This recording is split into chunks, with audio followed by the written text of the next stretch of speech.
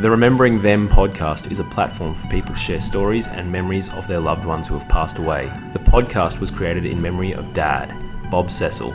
May he rest in peace. Your hosts, Mark Cecil and Ryan Thwaites, acknowledge the rich history and importance of storytelling within Indigenous culture. My name is Jorgi Skeen, and I would like to acknowledge the traditional owners of the land in which we meet here today. Today we're meeting in Meanjin, and those traditional owners are the Yagara and Turrbal people, and I'd also like to pay my respects to their elders past, present and emerging, and acknowledge my people, the Gubbi Gubbi people, and extend that acknowledgement to all Aboriginal and Torres Strait Islander people listening in today.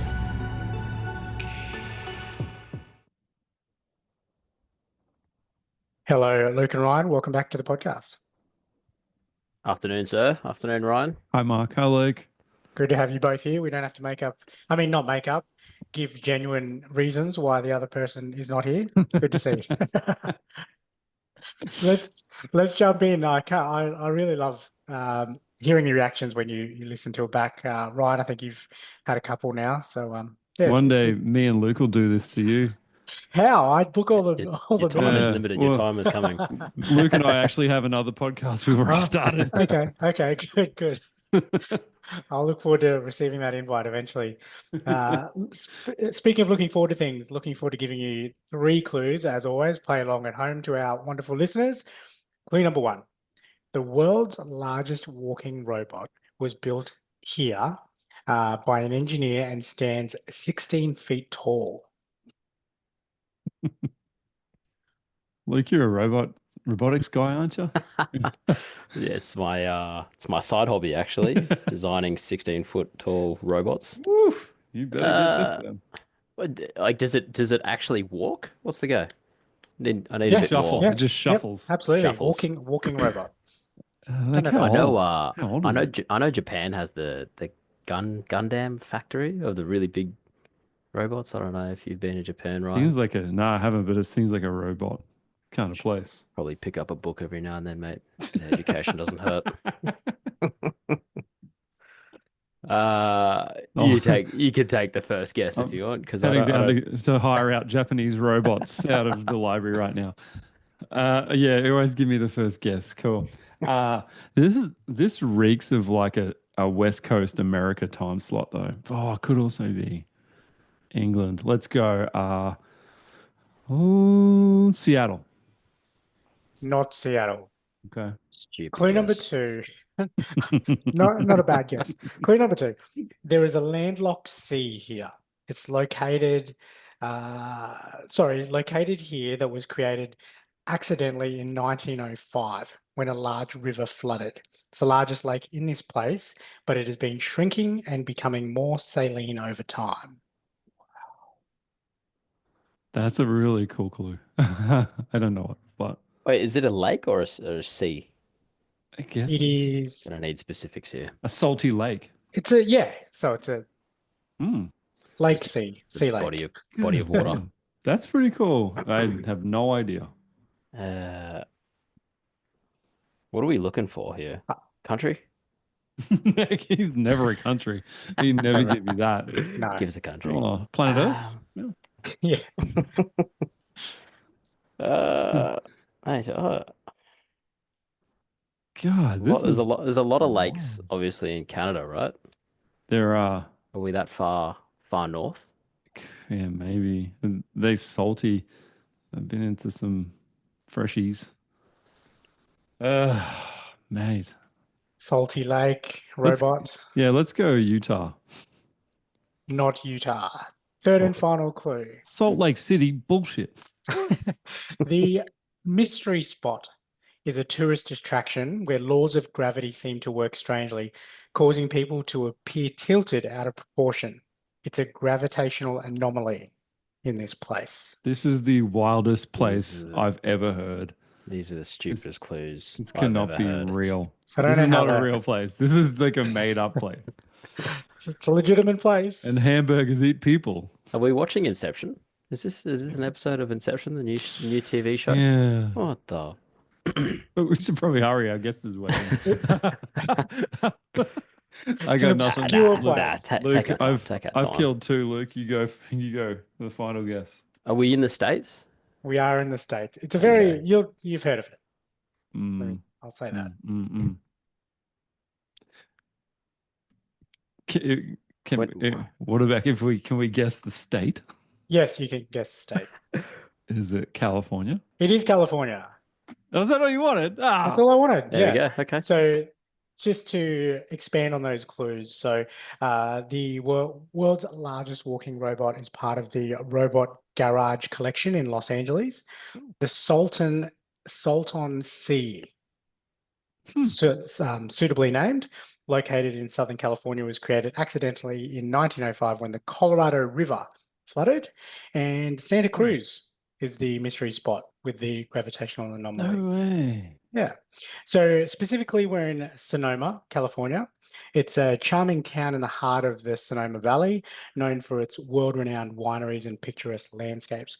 It boasts a rich history, including being the site of the Bear Flag Revolt, and offers a mix of historic landmarks, outdoor activities, and vibrant local culture. Our guest today is she works full-time in digital marketing in the wine industry, not surprisingly, but her heart is really in being a grief and transformational life coach, which will help with this podcast episode. She lives with her husband, John, and daughter, Audrey, who just turned 1. So our mum from Sonoma, California is Tara Accardo. Hey, So welcome to the Remembering Them podcast officially, Tara. Thank you very much for joining us all the way from Sonoma in California. Yes, thank you so much for having me. Great to have you along. We were just talking about the abnormal clues that I gave the guys to try and guess where you're from, which they didn't. Some things that you can maybe check out when you hear back the intro. But let's just jump straight in. If you'd like to tell us who we're talking about today and what happened to that special person. Yeah. So there's actually 2, but they died, unfortunately, pretty close together. So both of my parents. So my mom, Lori, and my dad, Greg. The very long and short of it is, I guess I'll start with my mom. So she was, I mean, one of the healthiest people I've ever met in my life. Like, walked like crazy, ate really well, like just overall super, super healthy, right? And 2019 rolls around, and she had actually, I should say, despite her really, really good health, since her probably 20s or 30s, she had some issues with, like, I'm not gonna say acid reflux, but kind of like GERD sort of thing, which some people might not be familiar with what GERD is, but it's like kind of similar to acid reflux. That had started to get worse a little bit over, her lifetime, but nothing like super, super bad. Um, it had been getting a little bit worse, I would say maybe in like the year or 2 leading up to 2019. And then 2019 got to a point where there was a few instances, but one which was pretty traumatic and was sort of the turning point was when I remember her like kind of not being able to keep food down very well. Um, and one night I was actually about to go out to dinner. My dad calls me and he's like, "Hey, mom just came into the living room. She like cannot breathe. She's saying she can't breathe." So we're going to the emergency room. I honestly couldn't even tell you what happened that night. I think he was just like, "There's nothing for you to do right now. Like, go to dinner, do your thing, but then like let's, whatever. I'll keep you posted." Um, Total blur now, but eventually what it came down to was that she had esophageal cancer. Um, Unfortunately, very aggressive. If they staged her, she was never forthcoming about what it was. I don't even think she cared. She was just like, "I'm just trying to be present right here, right now. Like, this is my battle." But it had to have been stage 4. She was like 5 feet tall, 5'1", and it was a 10-inch tumor in her esophagus. So, I mean, if you can imagine, like, tiny little, just Taurus, like bold, super energetic, whatever woman. And here she is with this like insane tumor. So that she was diagnosed with that around probably like May or June. And from diagnosis to passing, it was about 7 or 8 months. So she died that same December, so December 2019. And I mean, like any cancer journey, anyone watching a loved one just, battle an illness, if you will. Um, it's very surreal. I am very blessed in that I really hadn't gone through a lot of trauma up until that point in my life. I mean, I had some things happen. I've lost other family members when I was younger. That was, of course, sad in its own right, but it hits different when it's a parent. Anyone here listening who's lost a parent knows what I'm talking about.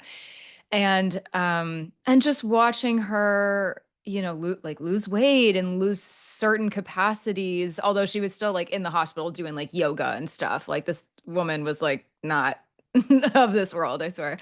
Um, but it did get to a point where they put a stent in her airway to keep the airway open, because at that point it was like almost the only way she's going to be able to breathe.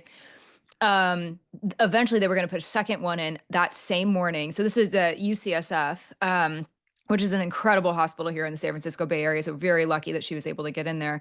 But they actually made the call to do a tracheotomy. So that was just, one of the parts of my grieving journey that I didn't anticipate, was like never hearing my mom talk again after a certain point. It's like these things that come up and you're like, I was talking to my husband about this recently. There's just like certain things that you never know when something's going to be the last time. It's just kind of mind blowing to think about. Um, so that was like several months in, and that came with its own trials and tribulations that I will spare you from. It was graphic. It was not fun for anyone involved. But yeah, I mean, it just got so bad to the point that that's ultimately what she died from. And my dad, throughout all of this, already had prostate cancer. He had had it for like 5, probably going on 6 years. At that point, 6 years probably would have been in like 2020. And my parents were married for over 35 years. So I think watching my mom go through everything really affected my dad's health. There was one point where they both had pneumonia at the same time, just super, super stressful. And so with my mom's passing in December of 2019, there's just a shift, right? You're never the same person after someone that impactful and that close to you dies, ever. But I was very worried for him. Not that he was gonna like die, but I just, well, loneliness, like I'm one person. I can only do so much. I'm an only child, so I don't have any siblings to kind of help carry the emotional burden, so to speak, or keep an eye on him or anything. And 2020 rolls around. We all know what happened in 2020, good old COVID. And he never got that, thankfully, but his cancer did begin to worsen. He total opposite of my mom, very like, I'm gonna say somber, but not in like a sad, depressing way. Like he was just like incredibly intelligent, well-read, loved Shakespeare. I mean, he's such an old soul, like polar opposite of my mom, but I think that's why they worked so well. And he, I think kept a lot to himself. I think there were things that were probably happening that he maybe, now looking back, didn't share with me, ways that the cancer was maybe metastasizing. Um, and I saw him also kind of starting to be affected health-wise, maybe moving a little slower, less energy. And I think a lot of that was very deep grief for losing his absolute best friend. But I think that was also, the spreading of the cancer too. So that ultimately led to, well, again, there was a couple sort of major events, but the real one where I was like, oh my God, I'm gonna lose another parent here sooner than later, was a time where I came over. I was living with my boyfriend at the time, now husband, and my dad was like kind of catatonic on the bed, and his health had kind of been declining. But like this was different though, because he wasn't really making a lot of sense, and I think a lot of that was dehydration. But what I'm realizing now, or I realized shortly after, because the nurses told me that it had metastasized to his brain. So that's why not a lot of sense was being made with what he was saying. So I had to call the ambulance, and he went to the ICU, and he kind of just never came out. So he was in an ICU, but then was moved to a nearby hospice facility.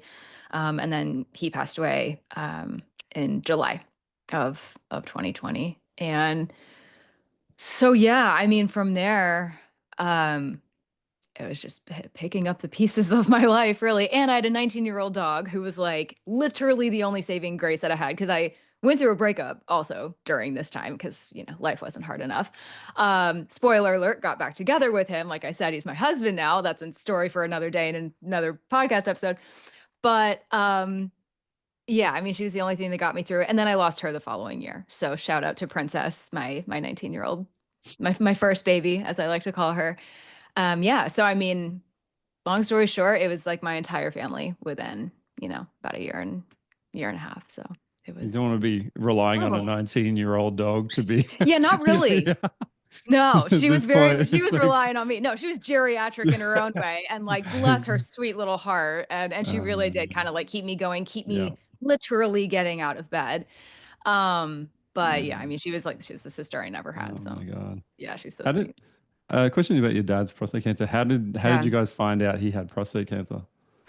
He, I think, just honestly went in for like regular testing and Okay. stuff. Mind you, my parents were 13 years apart, so my dad was a little bit older. My mom was like 62 when she died. I think my dad was 74, roughly, based on their birthdays.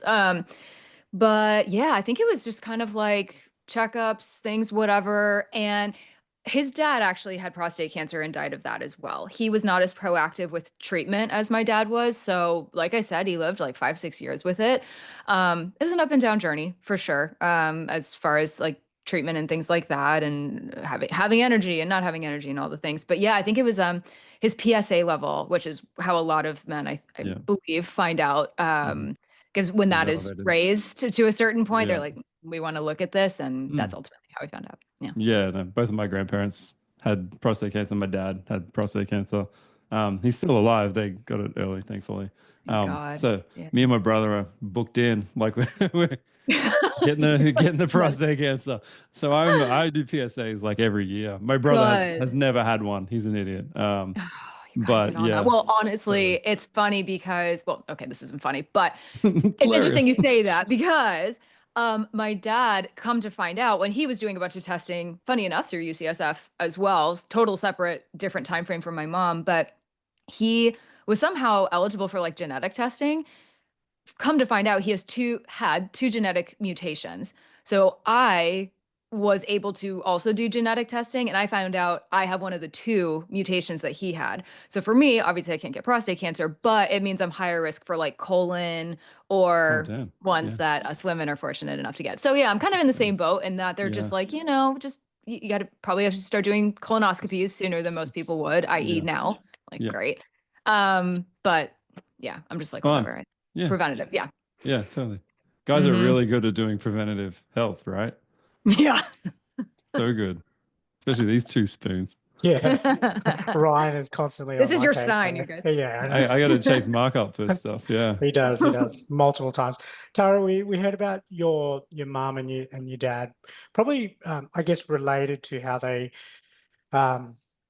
maybe just prior to them getting sick and the strong woman that your mum wasn't active and still remaining that way in hospital, and your dad a little bit more somber. How would you describe them even before that to a complete stranger? Just describe them to us. Yeah.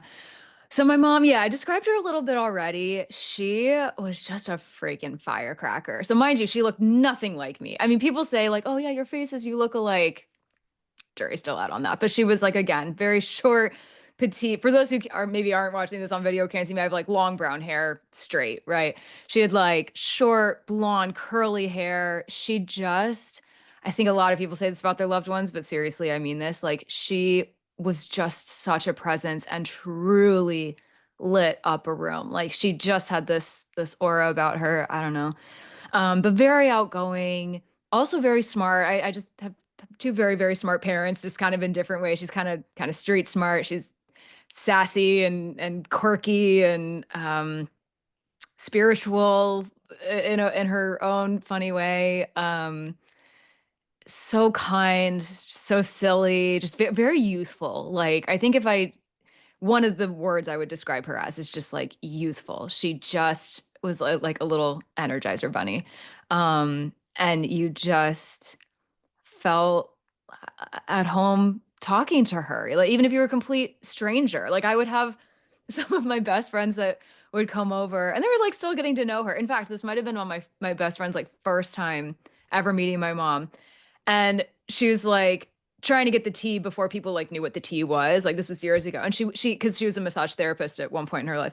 And she starts massaging my friend's hands and she's like, so like tell me about this, that, and the she literally just met her, minutes before, but she just had this way of just making you feel seen and comfortable, but in just like the brightest, silliest way. I don't know. She's just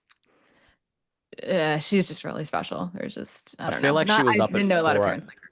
Sorry, Tara. I feel like she was up Yeah. at 4 a.m. every morning doing yoga, going for Oh yeah. I runs. mean, Yeah. not that early, but she was up pretty freaking early. Yeah. No, she just moved a lot. She did it like she chilled, but there were times where like, oh my God. Well, where we would be on like a walk or something, and she like loved roses, loved flowers, loved like gardening, being outside. And we'd be like walking and be in the middle of kind of like, a conversation where I like would have wanted a little bit of focus. And she's like stopping literally to smell the roses. I mean, if there was ever like a perfect example of that, she just she might have had a little bit of ADD or something. I don't know. Like literally, she might have been like a little undiagnosed because she was so kind of like, ooh, something shiny, like that kind of a thing. But like in the most endearing, adorable way. So she's just, yeah, she's just fierce. Yeah. And what about your dad? And what were their names, by the way? Because I don't think we've covered off on that. Yeah. So my mom's name is Lori and my dad's name is Greg. And my dad, like I alluded to earlier, was very opposite her in a lot of ways. But I think how they always told me, like the way that they complemented each other, and I think the reason they had such a great, like long marriage was they really, really agreed on like the big foundational things. They were really aligned on like just how to do life. They were very adventurous, they were very curious, they liked kind of going off the beaten path. Like they were just like these like kindred spirits. I don't know. It's hard to describe. But my dad, he was a criminal defense attorney actually. He got into that a little bit later in his life. I think around like 45 or something. He went to law school, but he just killed it as a lawyer. Like I remember seeing him in court sometimes. Man, he just again had this presence, but totally different than my mom. Like just yeah, I don't know. But at the same time, not like intimidating or like domineering, but just very like he's a little more matter of fact, drier sense of humor, but he was also incredibly artistic. Like I've never met someone who was so like okay, could put my, again, criminal defense attorney, like trial lawyer hat on one time, but then play guitar beautifully, studied language and got it like fast. Painted. He was an incredible painter, incredible sketch artist.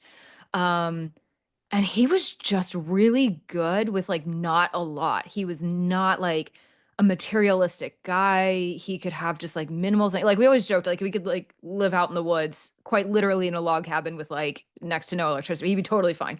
He just didn't, he just really appreciated life for like what it was, what we had. He just, didn't like need. He was, like I said, he's very old soul.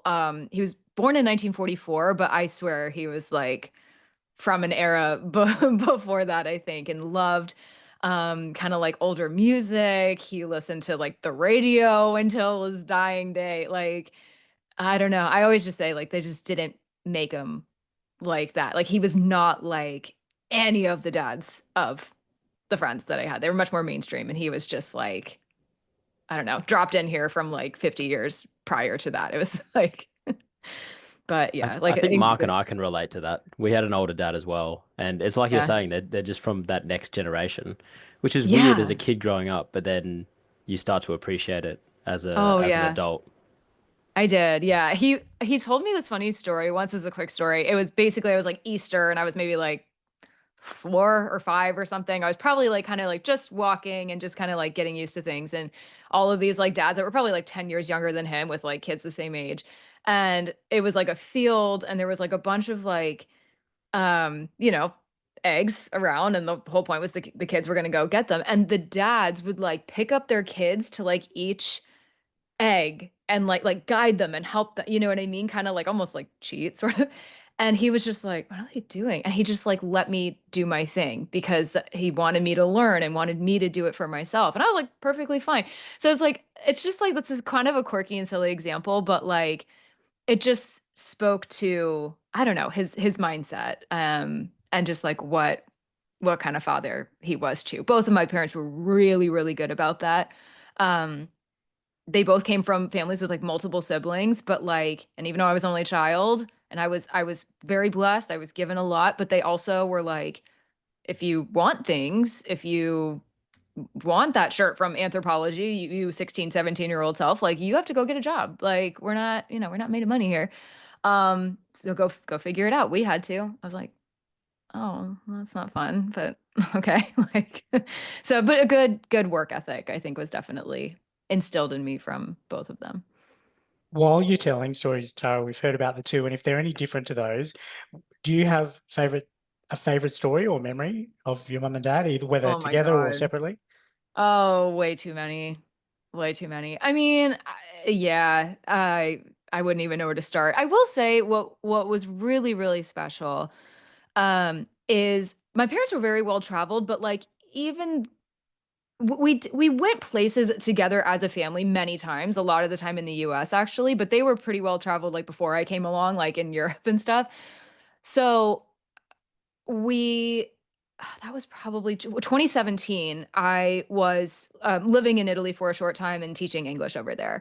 And we had talked about them, like, it'd be so great if we could like all go to Italy someday. Cause we just, they had never been. That was one place they hadn't been. And I am completely obsessed with Italy. And they came out and were able to visit me for like a week while I was like living and working out there before I was due to come home. And that was, other than a wedding down in Florida, that was like our last real big family trip where my dad was still sick, but like no one was sick at the time. Um, and it's just a lot of really special memories made there. I mean, just getting coffee with them and sitting and just enjoying Rome and Florence and people watching. And my mom broke her foot on that trip, so that was definitely memorable.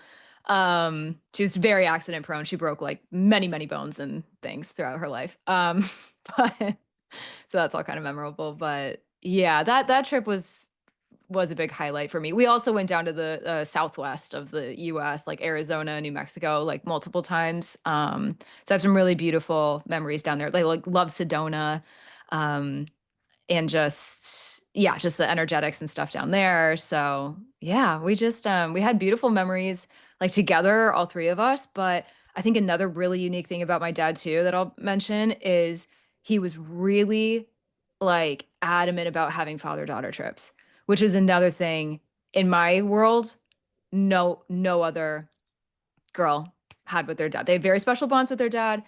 But like I was even telling this to my in-laws the other day that like my dad like really that meant a lot to him, and they were like, you went and traveled somewhere like just with your dad, like without your mom, like why? I'm like, I don't know, bonding, like it just because it meant a lot to him. So he and I went to a bunch of places around the US. We went to Ireland. Yeah, so that was just like really something really special about, and I went to a bunch of places with my mom, just her and I too. But that's another really special thing about my dad that I just, for me, kind of set him apart a little bit. And he was a great girl dad. I will say that. Did you ever ask your mum and dad how they met? How I they love met? hearing these stories. Yeah, yeah, especially back in the Yeah, old days, right? Because there's no Tinder, there's no, yeah. there's no online. Yeah, and my mom was younger at the time. So she was like, I think 21 when they met. And like I said, they're 13 years apart. So I think my dad was like 34 or whatever. Yeah, they met down in Florida. My dad was like what was his title? Anyway, it doesn't matter. He's some manager, district manager, whatever, at like a Hertz rental car. And I don't know if you guys are familiar with Hertz, but anyway. Um, and my mom, I think, was working at like a hotel down there. So I think the hotel she was working at had some partnership with Hertz. And so my dad would come in and some one way or another, they met through there. So kind of serendipitously, but also very, very randomly. there might be, whether it's as a couple, Tara, or individually, lessons that you learn. You touched on it a little bit from your dad before, but any lessons that you retain today from their relationship together, or even individually with that father-daughter time, or even the mother-daughter time that you had? The Remembering Them podcast is supported by My Legacy Message. How do you want to be remembered? My Legacy Message provides a service that delivers a keepsake video to your loved ones, often as a surprise, after you pass. My Legacy Message. Be remembered. Yeah. Oh, that's a really good question. One thing I guess I'll say, just kind of thinking about them both together. Yeah, like I said, really, really good work ethic. I think with both of them, just kind of alluded to this already, but just really having a curiosity for life, but also just having a lot of fun with life. There's a lot of things that we can take really seriously. And it's actually funny, my mom always kind of joked but was serious that my dad really changed a lot after law school and like once he became a lawyer, which is kind of a little bit bound to happen probably. Um a little bit not to take life too seriously, but they were very, very supportive of like any direction or avenue or thing that I wanted to go and try. If they weren't, not that they wouldn't maybe have questions or something, but like first time I went to Italy was 19, and when I studied abroad, I'd never been out of the country yet. Um, but I don't remember obviously their first like reaction, but I don't remember there being resistance. If anything, there was like excitement. And they just were so good about making sure my world was expansive and fun and interesting in whatever way that they could do that. And I just a lot of selflessness. And I have a 1-year-old daughter now myself, and that has presented a whole another layer to my grief, honestly, in this whole journey, because they're not here to witness that, obviously. They haven't met her, aren't here to see me raise her. They weren't at my wedding. I mean, there's a lot of things that they've missed. Um, but yeah, just having compassion and empathy and understanding for people, not being too quick to judge. My dad was a phenomenal listener, like almost to a fault. Like sometimes I'd be like, "Can I get a little more out of you, please? Like I'm trying to get some guidance, some advice here." He was always very careful with his words, but not in a bad way. Like he really kind of like wanted to like lead me to figure things out on my own a little bit. He was a great sounding board. So I think I like to I'm still very much my mom though. I'm a talker.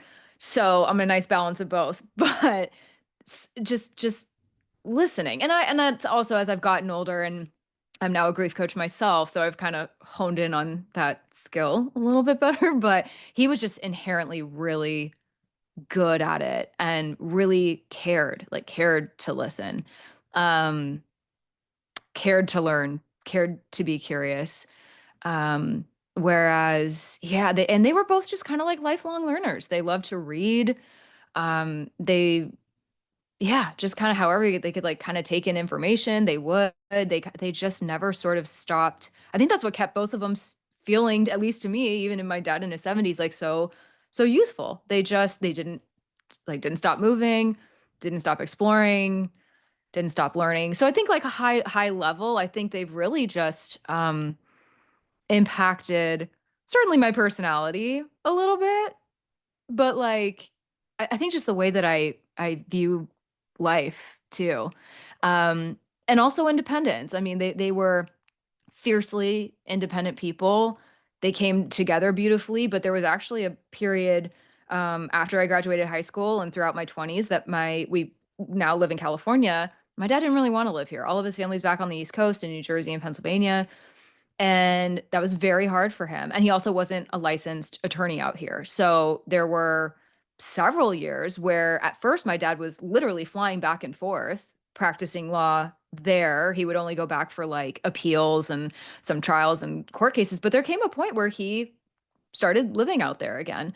And they spent some time apart, and it was not for a lack of love. It was because my mom knew that my dad was not completely happy here. He had kind of lost himself a little bit, I think, lost his sort of sense of purpose, lost the career that he loved and was so good at, and he missed his family and all that.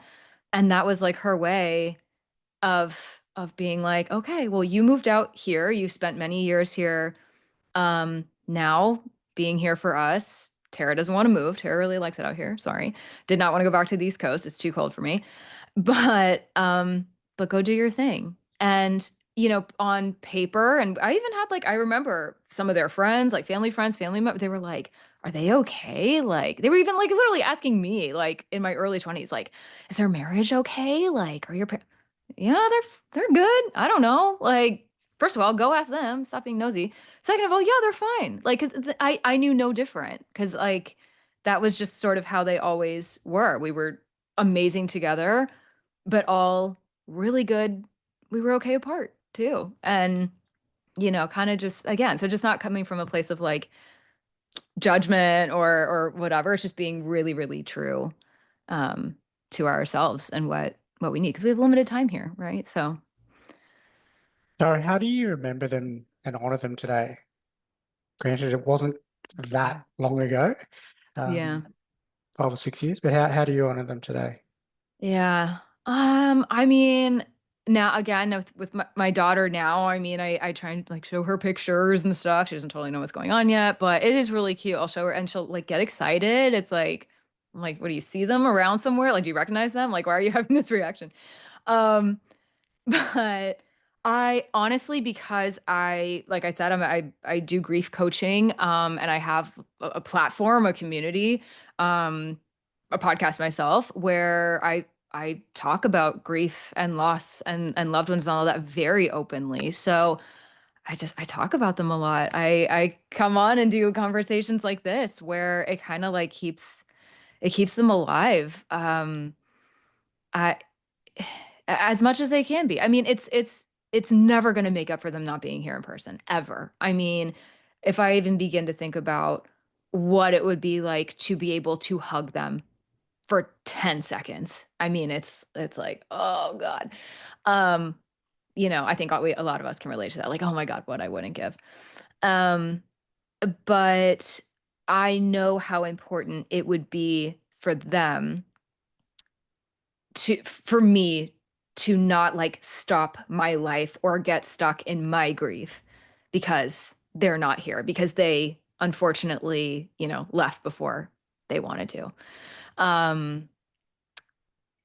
Yeah, so and just not shying away from it. Talking about them a lot with friends and family who still miss them a lot too. They both have multiple siblings, as I mentioned, and my grandma, my mom's mom, is still alive, so checking on her, making sure she's okay, and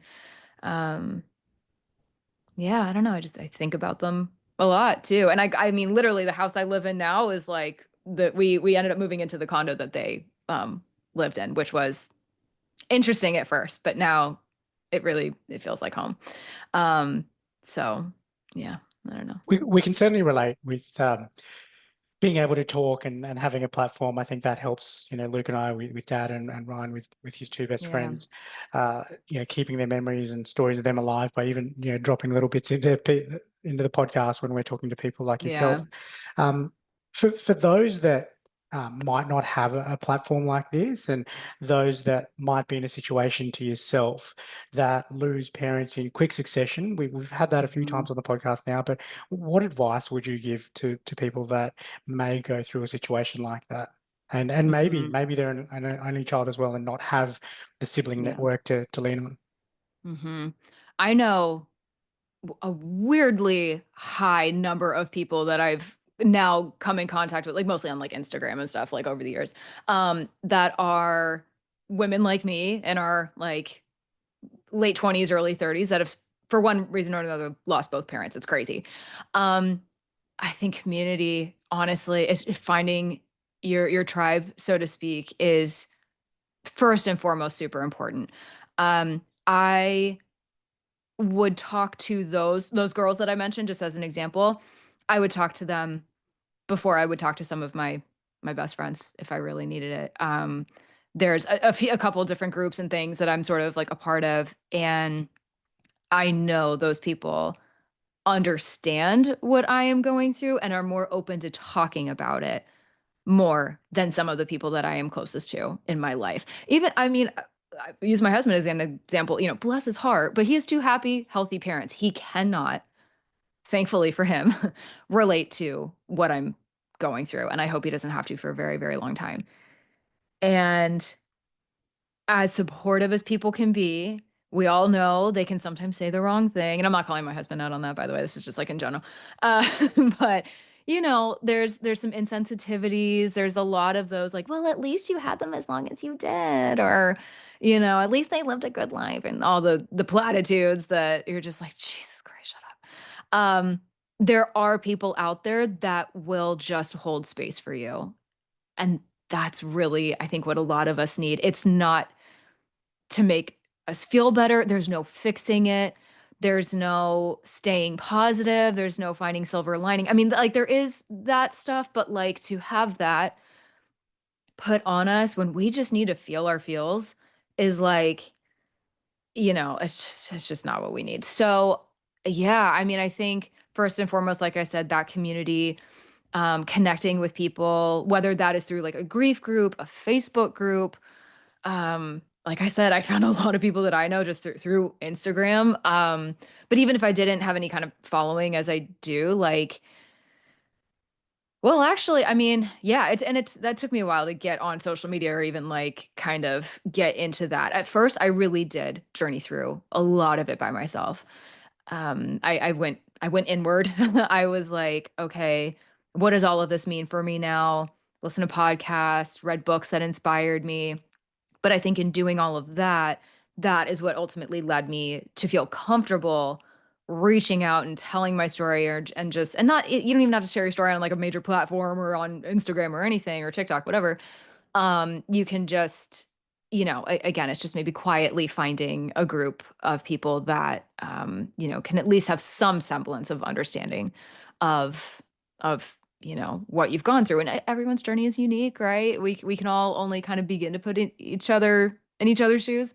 But it's very helpful just in terms of feeling seen and understood, because a lot of us, we can have great support systems around us, or we can have really crappy ones. But even if it's great, again, it might not, it can be a little bit surface level sometimes, or people start to not check on you anymore or whatever. But it's like, I'm a perfect example of like the grief keeps on coming. It's just unfolding in different ways now. There's more layers to it. So, I think there's a lot of people that forget about that and don't understand how long grief really does like hang around for. So, yeah, just having people that understand that. It's really good advice. Not surprisingly, given your work that you do in the grief space Yeah. as a coach. But it is really important. I'm part of a Facebook group, probably not that active, but I do see messages pop up all the time, whether it's fresh or it might be years down the track where someone is struggling with Yeah. something. And then it doesn't, as you said, it doesn't have to be on a podcast or a big platform or TikTok or Yeah. YouTube or whatever.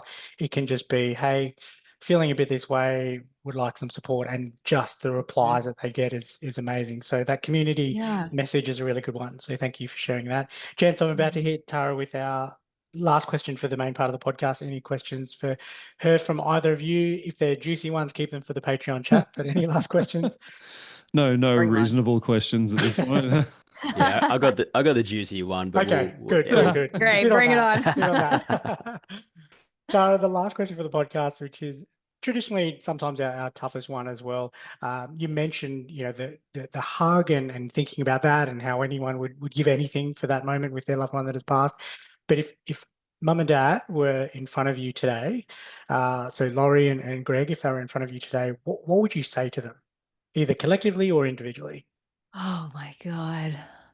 I mean, collectively, I guess it would depend on how much time I had in front of them, but just thank you. Thank you for, I know it's so cliche, but I I've as I've gotten older, as more time has gotten away from their deaths, like I said, having a daughter now too, I am so grateful for my childhood. I look back on it fondly. I long for it sometimes. I'm just so grateful that and I know my dad, I think, struggled with certain decisions in life, like nothing major, but he's just like, oh, should we have moved there? Did that really affect you? Whatever. I'm like, and now hopefully that he's gone. That's all, it's water under the bridge now. Um, but I would just want to say, yeah, I mean, like, thank you. And you did everything right. Like, I couldn't have asked for anything better. We're all flawed, right? None of us are perfect. None of us are free of mistakes, nothing like that. But I like to think, and this is kind of my woo-woo side, but that we have the parents that we do. We are put in the families that we are put into for a reason, whatever that higher power, higher being is, whether that's that we choose our parents beforehand. I guess I don't really know, but I would like to think that that is very much the case. And I've actually had people ask me, they're like, and again, this is really more on the spiritual side of things, but they were like, do you kind of feel like this is part of your life's path and your soul's purpose, that, your soul kind of like chose this path, aka losing your parents earlier than some people, but to then teach you these lessons to maybe be in the line of work that you're in now. I like, for those of us who have podcasts talking about loved ones who died, like, that doesn't come from nowhere, you know what I mean? Like, I think a lot of us feel a calling to do that, because this isn't for the faint of heart. Not everyone wants to talk about this. um and there's a part of me that's like, yeah, maybe. But in terms of saying that to them, it's, just your time here was has impacted me in ways I can't even put into words. I wish I got more of you. I wish I could have seen you older. I wish you could have been here to, be here for my daughter or any future kids I had, whatever. I feel very robbed, very, very robbed with that. I probably always will. But there is some really, really deep gratitude for what I did have. And I do recognize that not everyone has that loving, beautiful childhood. I don't take any of that for granted, or the fact that I had two amazing parents. So that's really where the thank you, comes from. Um, yeah, I think I would just say that collectively to both of them. I mean, I guess there's certain things I might say to either one. I'd really have to, like, yeah, I don't know, because they're just so different. So I'd have such kind of different things to say. But yeah, I mean, I think for both of them, A yeah, that's what I'd say. deep-seated thank you. That completely makes sense. Yeah. Tara, thank you very much for joining us. That's all we've got for the main part of the podcast. Thank you very much for joining us and telling us all the stories and memories and teachings and learnings you've had from your mum and dad. A tough period, obviously, with them passing in quick succession, and how, I guess, you're living your life and continuing to live your life and honour them by remembering them through your own podcast. So, and the work that you do. So thank you very much again on behalf of the team for joining us today. Thank you so much for allowing me the chance to do that. I don't get to do that often, so I appreciate it. Well, Luke and Ryan, that was Tara from Sonoma in California, with the lake, the inland Salton Sea. Salton Sea, Wow. which Tara will have to go check out. Yeah, I looked it up. It's kind of far away from her, so she might Ah. not be that interested. Well, You she might likes to have head travel. over, mate. I'll take the family. Where are you going? I'm heading off to the inland sea. Going anywhere else? Nope, just there. You mentioned it gents, enough in the bloody outro. I'm pretty interested. I'm pretty Yeah, interested yeah. about It does it. sound cool. Obsessed with this thing. Fantastic chat with Surf's up, Tara, dude. guys. She was yeah, it was awesome hearing about her parents. Wow. Tough time. I mean, Yeah. awesome her Come on. talking about them, and the Yes. lessons she learned, and all the rest of it, and Awesome. reminiscing about them. Yes, it was a good chat. Yes, it was a very good Yeah, chat. it was. Yeah, I'm very unfortunate. Yeah, a lot of people that just have these incidental, when it rains it pours losses, don't we? We do. And I don't know I don't want to misquote it, but it's some phenomenal percentage or rate that, when one parent dies, that the other one isn't too far behind, if I can put it that way.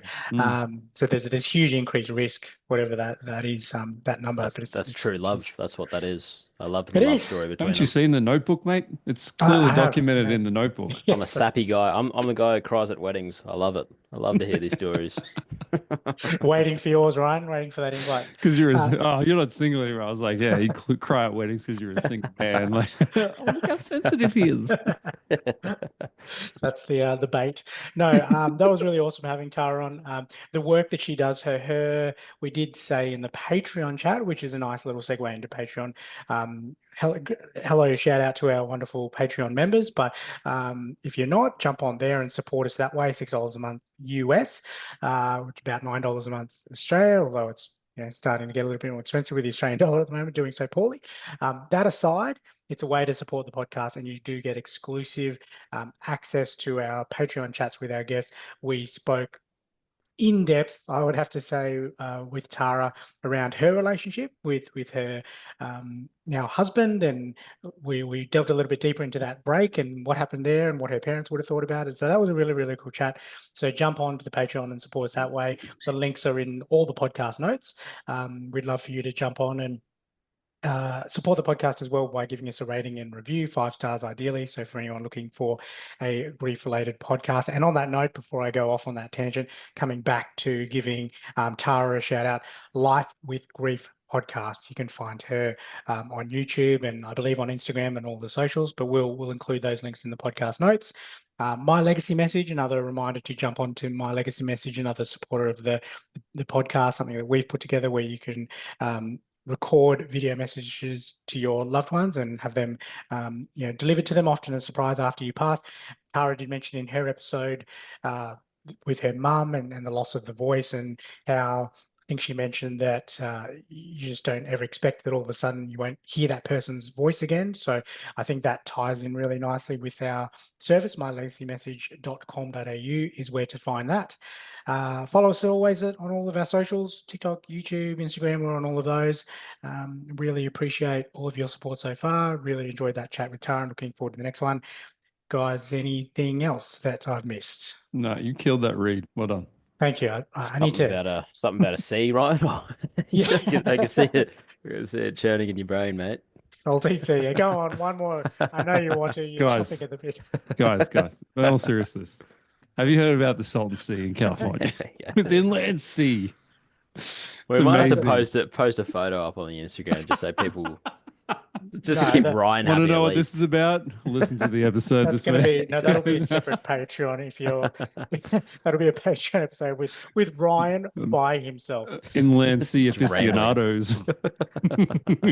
The Facebook group is sure. Oh, God. Oh, Thank you God. both for joining I'm me. off to Looking Reddit. forward to the next chat. Love you both. Have a good See you, one. mate. Bye. Yeah, boys. The Remembering Them podcast is created for entertainment purposes. Mark and Ryan are not licensed mental health professionals. If you would like to discuss your mental well-being, several free resources are available in Australia. Information about these services is available in the podcast notes.